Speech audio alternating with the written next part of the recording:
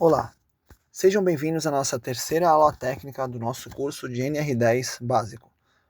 Hoje faremos um mergulho detalhado na estrutura e segurança do sistema elétrico de potência, no contexto brasileiro. O objetivo aqui não é apenas entender como a energia flui, mas analisar tecnicamente os pilares de geração, transmissão e distribuição. Como podem observar no diagrama, o sistema é um organismo complexo que começa na força das águas e dos ventos e termina no consumo final, exigindo uma coordenação precisa entre subestações elevadoras e rebaixadoras para garantir a eficiência e, acima de tudo, a segurança operacional.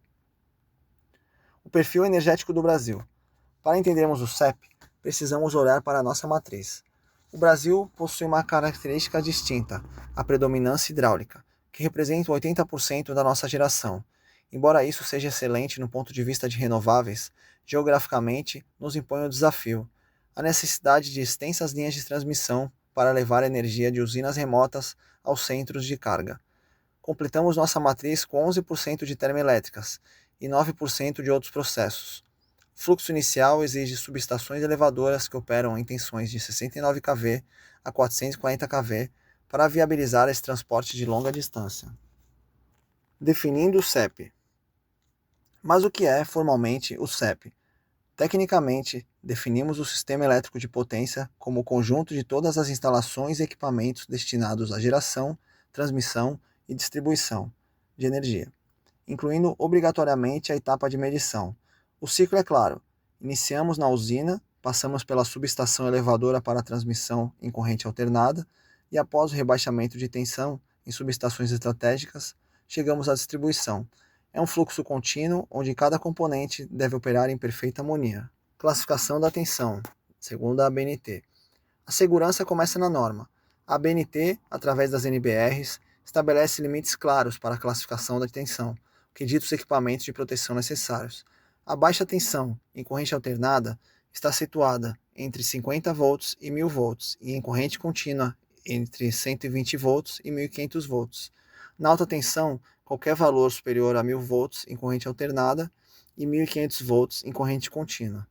Entender esses limites é vital para qualquer intervenção técnica, pois o risco aumenta exponencialmente com a elevação do potencial elétrico. A geração, o início do ciclo.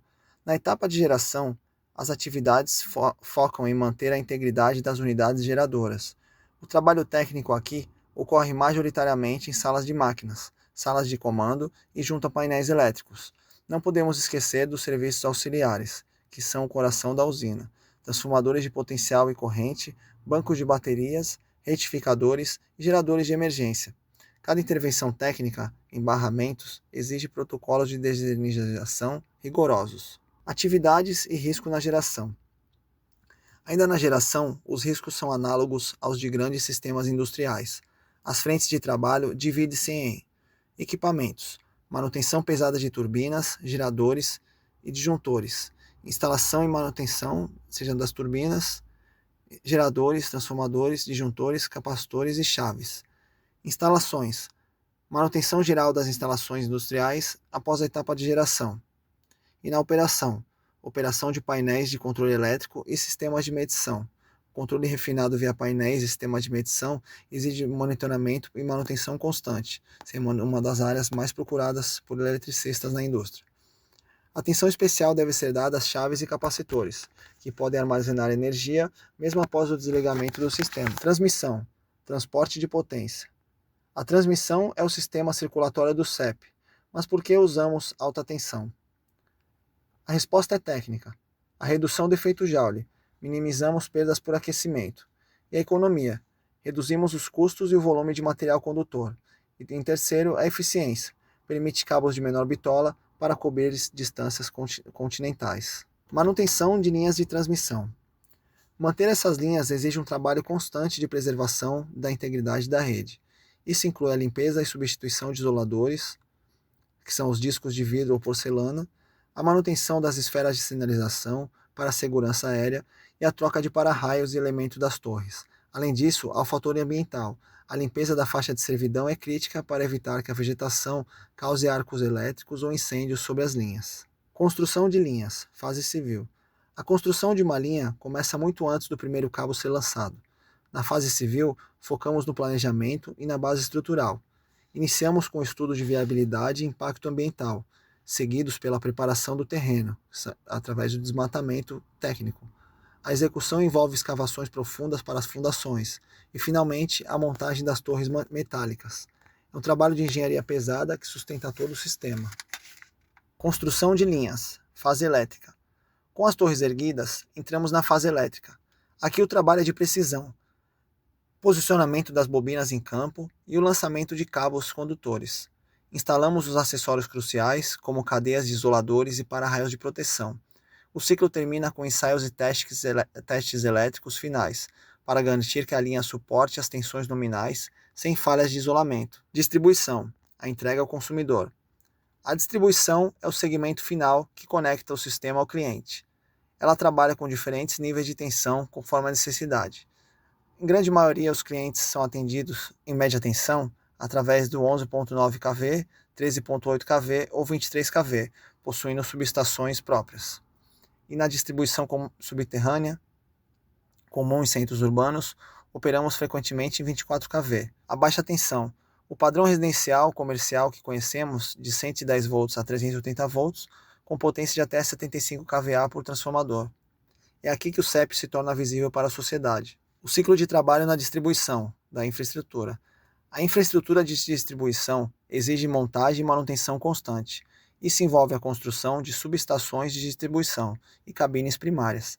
As redes podem ser aéreas ou subterrâneas, cada uma com seus desafios civis específicos para a operação. Um ponto crítico é a montagem de transformadores de poste e seus acessórios, que realizam o rebaixamento final para a tensão de consumo. Ressaltando que aqui, em muitos casos, também temos os postos primários de transformação, onde o cliente possui um poste com transformador dentro das suas instalações, não sendo amparado pela manutenção da concessionária local. Ciclo de trabalho na distribuição, na operação. A operação da distribuição é a dinâmica e focada no cliente. Engloba desde a gestão e medição do consumo até a manutenção corretiva de redes em campo. O controle ambiental, com poda de árvores, é uma das atividades mais frequentes para evitar interrupções no fornecimento. Tudo isso é monitorado por centros de controle, que supervisionam o fluxo em tempo real para garantir a continuidade do serviço. Visão integrada do sistema. Para encerrar, consolidamos nossa visão integrada nesse resumo. A geração foca em salas de máquinas e painéis, com tensões variáveis. A transmissão domina as faixas de servidão com alta tensão, de 138 kV a 500 kV, e a distribuição atua no ambiente urbano em média e baixa tensão.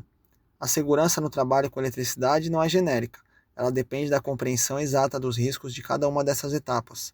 Muito obrigado pela atenção e vamos à próxima etapa.